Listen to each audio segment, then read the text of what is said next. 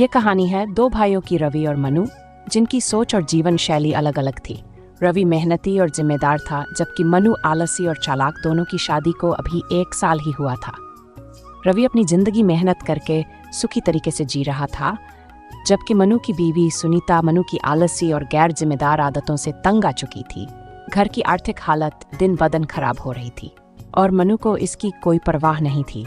सुनीता को ऐसा लगने लगा था कि वह इस रिश्ते में अकेली ही सब कुछ संभाल रही है। उसकी इस आदत से तंग आकर सुनीता रवि के पास जाती है।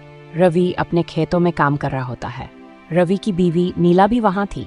वह नीला से कहती है, नीला दीदी, मुझे सच में नहीं समझ आता कि मैं क्या करूं। मनु को काम करने की आदत ही नहीं है। सारा दिन घर में बैठे रहते हैं, ना खेत जाते हैं, ना कोई और काम करते हैं। जो थोड़ा बहुत पैसा था वो भी खत्म हो गया है। अब तो घर चलाना भी मुश्किल हो रहा है। मुझे समझ नहीं आता कि कब तक मैं अकेले सब कुछ संभालूंगी। सच कहूँ तो अब मुझे तेरे घर के हालात और ये बातें परेशान करने लगी हैं। मनु को खुद बदलने की ज़रूरत है। बार बार मदद मांगने से कुछ नहीं होगा जब तक वह अपनी जिम्मेदारी नहीं समझेगा। नीला, तू क्यों ऐसा बोल रही है? सुनीता हमारी परिवार की सदस्य है। अगर वह परेशान है तो उसे सुनना और उसकी मदद करना हमारा फर्ज है। मनु ने जो किया वह गलत है, लेकिन इसका मतलब यह नहीं कि हम सुनीता का सहारा ना बने। नीला दीदी, मैं जानती हूँ कि हर बार मदद मांगने से शायद आपकी परेशानी बढ़ती है, लेकिन मैं क्या करूँ? मनु को समझाने की हर कोशिश नाकाम रही है। मैं अकेले कब तक लड़ूं? अगर वह ऐसे ही चलता रहा तो हमारा घर बिखर जाएगा। सुनीता, मुझे तेरी तकलीफ समझ आती है, लेकिन हर बार यहाँ आकर शिकायत करने से तेरी हालत नहीं सुधरेगी। तुझे मनु को खुद बदलने पर मजबूर करना होगा। रिश्ते में सिर्फ एक इंसान के प्रयास से कुछ नहीं बदलता। अगर वह नहीं बदलेगा तो ये तेरा जीवन यूं ही संघर्षों से भरा रहेगा। आप ठीक कहती है दीदी, मैं अपनी कोशिशें जारी रखूंगी, लेकिन सच कहूँ तो अब मुझे आप लोगों का सहारा चाहिए। सुनीता, हम तेरे साथ हैं, लेकिन याद रख, सहारा हमेशा एक सीमा तक ही दिया जा सकता है। अगर मनु को सच में तेरी और घर की फिक्र है तो उसे खुद खड़ा होना पड़ेगा। बस ये बात उसे साफ साफ समझा देना। नीला की बातों ने सुनीता को सोचने पर मजबूर कर दिया। वह अब मनु से साफ साफ बात करने और उसे जिम्मेदारी का एहसास कराने का फैसला करती है। घर जाकर सुनीता मनु से कहती है, मनु, यह सब कब तक चलेगा? मैं कब तक अकेले सब कुछ संभालती रहूंगी? घर की जिम्मेदारी सिर्फ मेरी नहीं है, तुझे भी कुछ करना चाहिए। हर बार मैं तेरे भैया के पास जाऊं। ये बात मुझे सही नहीं लगती, लेकिन क्या करूं, मेरी मजबूरी है। तू तो कुछ करता नहीं है। अरे सुनीता, क्यों बार बार वही पुरानी बातें लेकर आती हो? मैंने तुझे पहले ही कहा है, अभी हालात सही नहीं है। काम मिलने में दिक्कत हो रही है। थोड़ा सब्र रख, सब ठीक हो जाएगा। कितना सब्र रखूं मनु? घर में खाने के लिए कुछ भी नहीं है और तू यहाँ आराम से पड़ा है। हर बार जब मैं तुम्हारे भाया के पास मदद मांगने जाती हूँ तो मुझे शर्म आती है। क्या तू नहीं समझता कि ये मुझे कितना तकलीफ देता है? तुम मत जाया करो, मैं खुद देख लूंगा सब कुछ। वैसे भी भाया तो हमेशा मदद करने के लिए तैयार रहते हैं। तू इतनी बड़ी बात क्यों बना रही है? मनु ने अपनी इतनी इज्जत गिरा ली थी कि उसकी बीवी भी अब उसे तू से बोलने लगी थी। चल अब ये सब छोड़ सुनीता, बहुत भूख लगी है। जरा जल्दी से खाना बना ला, और हाँ, कुछ अच्छा बना, आज मूड खराब है। खाना किससे बनाऊं? घर में राशन का एक दाना तक नहीं बचा है। सारा खत्म हो गया और तुझे परवाह तक नहीं। कब तक तेरी भूख मैं संभालूं? तो इसमें इतना गुस्सा क्यों हो रही है? भैया से कुछ राशन मंगवा ले, वह तो हमेशा मदद के लिए तैयार रहते हैं। इसमें इतना बड़ा मुद्दा बनाने की क्या जरूरत है? बस हर बार मैं ही क्यों जाऊं? मुझे हर बार तेरे भैया के सामने हाथ फैलाने में शर्म आती है, लेकिन मैं मजबूर हूं क्योंकि तू तो कुछ करेगा नहीं। अब राशन लेने भी मैं जाऊं काम करने की तो तुझे आदत ही नहीं है। अगर इतनी दिक्कत है तो मत जा, भूख से ले। मैं क्या कर सकता हूँ? तू सच में कुछ नहीं कर सकता मनु। इसी वजह से मुझे बार बार अपने भैया के पास जाना पड़ता है और मैं आज फिर जाऊंगी क्योंकि तेरे भरोसे रहकर तो ये घर बर्बाद ही हो जाएगा। सुनीता के लिए ये आसान नहीं था कि वह बार बार अपने देवर रवि के पास मदद मांगने जाए, लेकिन मनु की गैर जिम्मेदारी ने उसे इस कदर मजबूर कर दिया था कि वह अपना आत्मसम्मान भूलकर एक बार फिर रवि के पास राशन मांगने पहुंची। भैया, मुझे आपसे एक बार फिर मदद चाहिए। घर में राशन का एक दाना भी नहीं बचा है। मैं जानती हूँ कि बार बार आपके पास आना सही नहीं है, लेकिन मेरे पास और कोई चारा नहीं है। सुनीता, तुझे कभी शर्मिंदा होने की जरूरत नहीं है। मैं जानता हूं कि तेरे हालात कितने मुश्किल हैं। चल अंदर चल, जो भी जरूरत है ले जा। रवि घर के अंदर जाकर राशन का एक हिस्सा निकालता है और सुनीता को देता है। ये ले, जितना मेरे पास है उसमें से आधा तुझे दे रहा हूं, लेकिन ये सिर्फ कुछ दिनों के लिए है। मनु को अब अपनी जिम्मेदारी समझनी होगी, उसे यह सब खुद संभालना चाहिए। भाई आप सच में बहुत अच्छे हैं, लेकिन हर बार ऐसा नहीं चलेगा। मुझे ऐसा लगता है कि मनु को अब आपकी सख्त बातों की ज़रूरत है। आप उसे समझाइए, शायद आपकी बातों से वो बदल जाए। मैं उसे जरूर समझाऊंगा। सुनीता, कल को मैं तुम्हारे घर आऊंगा और उससे बात करूंगा। अगर वह समझ जाए तो बेहतर रहेगा। सुनीता को एक बार फिर राहत मिली, लेकिन उसके दिल में ये डर भी था कि मनु रवि की बात को भी नजरअंदाज कर सकता है। उधर रवि ने ठान लिया कि इस बार वह मनु को उसकी जिम्मेदारी का एहसास जरूर कराएगा। सुनीता ने रवि के घर से लाया हुआ राशन से उसने खाना बनाया और मनु के सामने परोस दिया। मनु कब तक दूसरों के भरोसे रहेगा? क्या तुझे शर्म नहीं आती कि हर बार मुझे तुम्हारे भाई के घर राशन के लिए जाना पड़ता है? सुधर जाओ मनु, अब भी वक्त है अपने लिए, मेरे लिए कुछ कर लो। सुनीता, तुम्हारी ये बातें हर बार की तरह बेकार हैं। मुझे इनसे कोई फर्क नहीं पड़ता। मैं जैसा हूँ वैसे ही रहूंगा। तुम अपना काम करो और मुझे चैन से खाने दो। अब सुनीता कल होने का इंतजार करने लगती है। अगले दिन रवि अपनी पत्नी नीला को भी वहां ले गया। अरे भाया, आज आप मेरे घर आए हैं, क्या बात है? लगता है बहुत दिन बाद मेरी याद आई। मनु, मजाक छोड़, मैं तुझसे कुछ जरूरी बात करने आया हूँ। क्या बात भैया? मनु, तुझे ये समझ में क्यों नहीं आता कि तेरा ये लापरवाही भरा रवैया सिर्फ तुझे नहीं बल्कि सुनीता को भी परेशान कर रहा। कब तक तू दूसरों के भरोसे जिएगा? ऐसा कुछ भी नहीं है। मैं अपनी जिम्मेदारी समझता हूँ, लेकिन अभी वक्त सही नहीं चल रहा। सब ठीक हो जाएगा। आप इतना टेंशन क्यों लेते हैं? मनु, वक्त को मत कोस, ये बहाने अब बंद कर। तुझे कब तक तेरी पत्नी और मैं संभालेंगे? तुझे पता है सुनीता कितनी मजबूरी में राशन मांगने मेरे पास आई थी। क्या तुझे ये सब देखकर शर्म नहीं आती? भैया, मैं तो कहता हूँ कि आप इतना परेशान मत हो। मैं कुछ ना कुछ कर लूंगा, बस थोड़ा और वक्त चाहिए। मनु, तेरा वक्त कब सही होगा? जब घर में कुछ खाने को नहीं बचेगा। ये तेरा बहाना बनाने का तरीका है। अब बहुत हो गया। अगर तू खुद अपनी जिंदगी को सही नहीं करना चाहता तो हमें तुझसे कोई उम्मीद नहीं। मैं और नीला अब तेरे घर तब तक नहीं आएंगे जब तक तू कोई काम शुरू नहीं करता, और ये आखिरी बार है जब मैं तुझे समझा रहा हूँ। भैया, आप मुझसे ऐसे क्यों बात कर रहे हैं? मैं आपका छोटा भाई हूँ। भाई होने का मतलब ये नहीं कि तू हर बार अपनी जिम्मेदारी से भागता रहे और मैं तुझे माफ करता रहूं। अब तुझे अपनी गलतियों का एहसास करना होगा। खुद को साबित कर, फिर हम तुझसे बात करेंगे। रवि और नीला घर से चले गए और इस बार उन्होंने मनु को अपने हालात खुद संभालने के लिए छोड़ दिया। मनु के पास अब सोचने के अलावा कोई चारा नहीं था। उसे समझ में आ गया कि अब उसे कुछ करना होगा, वरना वह अपने परिवार का और ज्यादा भरोसा खो देगा। सुनीता ने उम्मीद के आखिरी सहारे के साथ मनु से बात करने की कोशिश की। उसे लगा कि शायद इस बार मनु को जिम्मेदारी समझेगा, लेकिन मनु की आदतें इतनी आसानी से बदलने वाली नहीं थी। मनु, अब और बहाने मत बना, साफ साफ बताओ तुमने अपने और इस घर के लिए क्या सोचा है? कब तक दूसरों के भरोसे जिएंगे? सोच रहा हूँ कि भैया के साथ कुछ काम शुरू करूँ, लेकिन उसमें मेहनत करनी पड़ेगी और ये मेहनत का मामला मुझसे थोड़ा मुश्किल है। तुम्हें ये बात कब समझ आएगी कि मेहनत के बिना कुछ भी नहीं मिलता? भैया के साथ काम करने का मौका मिलना आसान नहीं है। कम से कम इस बार तो अपनी आदतें बदल लो। मनु ने सुनीता की बात को नजरअंदाज कर दिया। उसके दिमाग में कुछ और ही चल रहा था। एक आइडिया आया है मेरे दिमाग में। भैया के साथ काम जरूर करूंगा, लेकिन मेहनत से नहीं, चालाकी से। और यह बात अभी सुनीता को बताने की जरूरत नहीं है। पहले अपना काम पूरा कर लूं। मनु के चेहरे पर एक चालाक मुस्कान थी। उसे एक नया खेल खेलने का आइडिया मिल चुका था, लेकिन इस बार उसकी चालाकी उसे कहाँ ले जाएगी, ये तो वक्त ही बताएगा।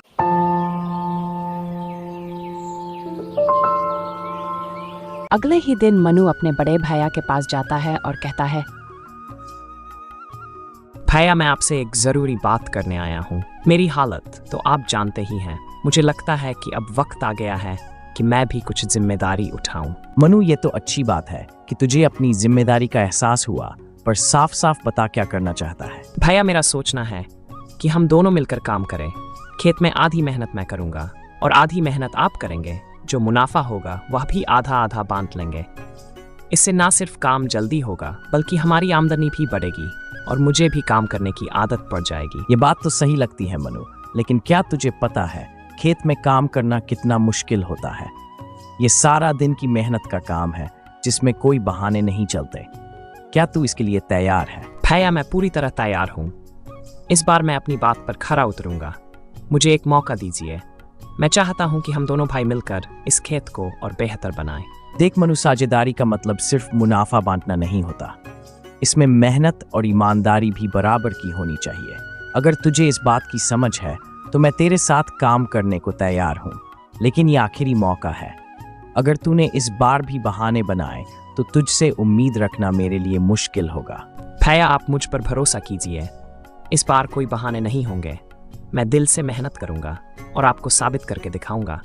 हमें साथ मिलकर खेत को नई ऊंचाई पर ले जाना है। रवि ने छोटे भाई की बात मान ली। उसकी हालत और कोशिश को देखकर उसने उसे एक मौका देना सही समझा। लेकिन मनु के मन में अभी भी एक चालाक योजना थी जो उसने रवि से छुपा रखी थी। रवि को उम्मीद थी कि मनु सच में बदल जाएगा।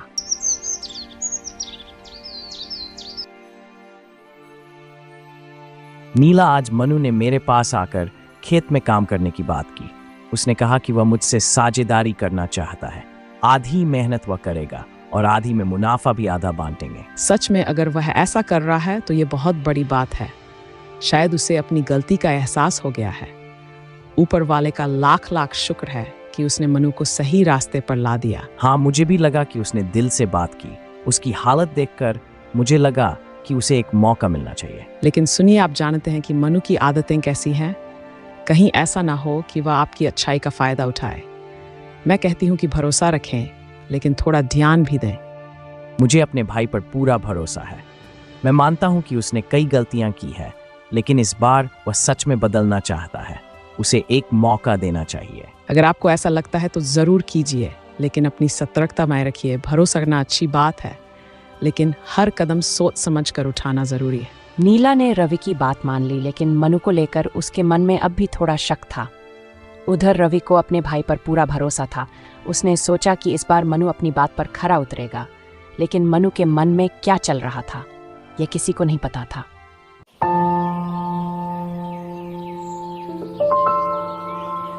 अगले दिन मनु रवि के खेत की ओर निकल जाता है, लेकिन उसकी नीयत पहले से ही कुछ और थी। मेहनत से बचने के लिए उसने एक नया बहाना तैयार किया था।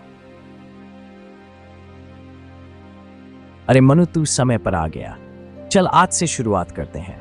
सबसे पहले ये मिट्टी पलटने का काम करना है। काम मुश्किल है, लेकिन मिलकर करेंगे तो जल्दी हो जाएगा। भैया, एक बात कहनी थी। मेरी स्थिति ऐसी है कि आज से काम शुरू करना मुश्किल होगा। दरअसल मेरे ससुराल में मेरे साले की शादी है। मुझे वहां जाना पड़ेगा। ये बहुत जरूरी है। तुझे तो पता था कि आज से काम शुरू करना है। ये ससुराल की बात अचानक कैसे आ गई? भैया, मैं समझता हूँ कि यह समय काम का है, लेकिन आप तो जानते हैं कि ससुराल के रिश्ते निभाने भी जरूरी होते हैं। अगर मैं नहीं गया तो मेरी पत्नी और ससुराल वाले नाराज हो जाएंगे। तो काम का क्या होगा? मनु, तूने खुद साझेदारी की बात की थी। अब शुरुआत में ही ये बहाना। भैया, मुझे माफ कर। तो बस इस बार मुझे जाने दो, और अगर मेरे हिस्से का काम भी आप कर देंगे तो मुझ पर आपका बड़ा एहसान होगा। मैं वादा करता हूँ कि शादी से लौटते ही पूरी मेहनत करूंगा। मनु, तुझे समझना होगा कि खेत का काम बहाने से नहीं चलता, लेकिन तेरी बात मान लेता हूँ। ये आखिरी बार है जब मैं तेरे हिस्से का काम कर रहा हूँ, याद रखना। अगले दिन से तुझसे मेहनत की उम्मीद है। धन्यवाद भैया, मैं वादा करता हूँ कि वापस आकर जी जान से मेहनत करूंगा। आप मेरे भरोसे पर यकीन रखिए। खेत से लौटने के बाद मनु ने यह सोचकर राहत की सांस ली कि उसका बहाना काम कर गया। सुनीता उसे देखकर हैरान हो गई। अरे मनु, इतनी जल्दी वापस कैसे आ गए? खेत में काम नहीं था क्या? आज भैया ने कुछ नहीं कहा? अरे मैंने भैया को बहाना बना दिया। कहा कि ससुराल में साले की शादी है, इसलिए जाना जरूरी है। भैया ने बिना कुछ कहे मेरे हिस्से का काम भी खुद ही करने की बात मान ली। क्या तुमने बहाना बनाया? मनु, तुम्हें शर्म नहीं आती? भैया ने तुम पर भरोसा किया और तुमने फिर से अपनी आदत नहीं बदली। अगर तुमने मेहनत नहीं की तो यह साझेदारी कितने दिन चलेगी? तू हर बार मुझे ही क्यों सुनाती है? भैया ने खुद मेरी बात मान ली। इसमें मेरी क्या गलती है? तू ज्यादा बोलने की जरूरत नहीं है। मैं जो कर रहा हूं मुझे करने दे। मनु, तुम मुझे डांटने से सच नहीं बदल जाएगा। अगर तुम इसी तरह बहाने बनाते रहे तो मैं खुद भैया को सब कुछ बता दूंगी और इस बार मैं सच में ऐसा करूंगी। तुझे हर बात में भाया का नाम घसीटने की क्या ज़रूरत है? मैं अपना काम कर लूँगा। तुझे किसी से कुछ कहने की ज़रूरत नहीं है, समझी? मैं तुम्हें एक आखिरी मौका दे रही हूँ मनु। अगर अगले बार तुमने कोई बहाना बनाया या काम से बचने की कोशिश की तो मैं भैया से सब कुछ साफ साफ कह दूंगी और उस दिन मैं तुम्हारे साथ खड़ी नहीं रहूंगी। सुनीता का गुस्सा जायज था। वह जानती थी कि अगर मनु ने रवि का भरोसा तोड़ा तो ये रिश्ते के लिए बड़ा झटका होगा। एक हफ्ते बाद मनु खेत पर पहुंचा। रवि ने सोचा कि इस बार मनु ईमानदारी से काम करेगा, लेकिन मनु का इरादा कुछ और ही था। उसके पास पहले से ही एक नया बहाना तैयार था। अरे मनु, तू आ गया। चल अब मेरी मदद कर, मैं सुबह से काम कर रहा हूँ और अब थक गया हूँ, थोड़ा आराम करना चाहता हूँ। भैया मैं आपकी मदद ज़रूर करता, लेकिन क्या बताऊँ, सुनीता की तबीयत बहुत ख़राब हो गई है। वह सुबह से बुखार में पड़ी है और मुझसे कह रही थी कि मुझे गांव के बाहर वाले डॉक्टर के पास ले चलो। मैंने उसे समझाया कि पहले आपसे पूछ लूँ, फिर ही लेकर जाऊं। फिर से एक बहाना मनु, तू हर बार कोई ना कोई नया नाटक लेकर आ जाता है। क्या तुझे काम की जिम्मेदारी का जरा भी एहसास नहीं है? नहीं भैया, मैं सच कह रहा हूँ। सुनीता सच में बहुत बीमार है।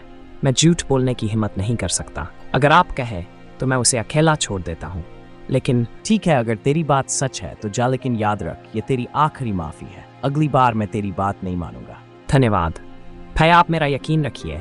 मैं जल्दी लौटकर काम में लग जाऊंगा। मनु का झूठ अब ज्यादा दिन तक छुप नहीं सकता था। रवि ने कई बार उसे मौका दिया, लेकिन उसकी चालाकी खत्म होने का नाम नहीं ले रही थी। उस दिन खेत में अचानक एक कर्जदाता शिवराम वहां आता है, गुस्से से भरा हुआ। मनु, अरे मनु, तू यही छुपा बैठा है, कब तक मुझे टालता रहेगा? 1 महीने से तुझे ढूंढ रहा हूं, हर बार बहाना बनाकर भाग जाता है। अब मैं तेरे किसी झूठ में नहीं आने वाला। मेरे पैसे कब देगा? आज तो तुझे जवाब देना ही होगा। शिवराम, ये क्या हो रहा है? कौन से पैसे की बात कर रहा है? साफ साफ बता, तू इतना गुस्से में क्यों है? रवि भाई, लगता है आपको कुछ नहीं पता। तुम्हारे इस भाई ने अपनी पत्नी के नाम पर मुझसे 1000 उधार लिए थे। कहा था कि सुनीता की तबीयत खराब है और उसे डॉक्टर के पास ले जाना है। मैंने सोचा घर की बात है, मदद कर दूं, लेकिन अब 1 महीना हो गया है और ये मेरे पैसे वापस नहीं दे रहा। हर बार नया बहाना बनाता है। अब मुझे समझ आ गया है कि यह सिर्फ चालाकी कर रहा है। अरे शिवराम, ऐसी बात नहीं है। तू तो मुझे जानता है। मैं तुझे पैसे लौटा दूंगा, बस थोड़ा वक्त दे दे। तुझे मुझ पर भरोसा रखना चाहिए। मनु, ये क्या सुन रहा हूँ? तुझे पैसों की जरूरत थी तो तूने मुझसे क्यों नहीं कहा? और सबसे बड़ी बात, सुनीता के नाम पर झूठ बोलने की क्या जरूरत थी? क्या तुझे घर की इज्जत का ख्याल भी है? तुझे शर्म आनी चाहिए। भाई, ये तुम्हें भी धोखा देगा। मैं अब इस पर एक पल भी भरोसा नहीं कर सकता। ये हर किसी से झूठ बोलता। अब इसका जिम्मा उठाओ, वरना ये मेरे पैसे कभी नहीं लौट आएगा। मुझे मेरे पैसे चाहिए, बस। ठीक है शिवराम, तेरे पैसे मैं दूंगा। मैं अपने परिवार की इज्जत मिट्टी में नहीं मिलने दूंगा, लेकिन तुझे मेरा भरोसा रखना होगा। तेरा नुकसान नहीं होगा। भैया, मैं सच कहता हूँ, मैंने गलती की है, लेकिन अब से ऐसा नहीं होगा। मैं वादा करता हूँ कि अगले महीने तक पैसे लौटा दूंगा। बस मुझे एक आखिरी मौका दे दो। बहुत हो गया मनु, तेरे झूठ और बहाने अब और नहीं चलेंगे। मैं तेरी चालाकियां से तंग आ चुका हूं। अब तेरी सजा यह होगी कि तू दिन रात खेत में काम करेगा। तुझे सिर्फ एक वक्त का खाना मिलेगा और तब तक तुझे मुझसे कोई माफी नहीं मिलेगी, जब तक तू अपनी जिम्मेदारी समझकर इसे निभाएगा। मनु का सिर झुक गया। उसे पहली बार समझ आया कि उसकी चालाकियां की सजा कितनी भारी पड़ सकती है। उधर रवि ने मन ही मन ठान लिया था कि अब मनु को अपनी मेहनत और ईमानदारी का मतलब समझना ही होगा। रवि की दी हुई सजा ने मनु की आंखें खोल दी। उसे एहसास हुआ कि जिम्मेदारी और मेहनत के बिना जीवन का कोई मूल्य नहीं। धीरे धीरे उसने अपनी गलतियों को सुधारा और अपने बड़े भाई के साथ मिलकर काम करना शुरू किया।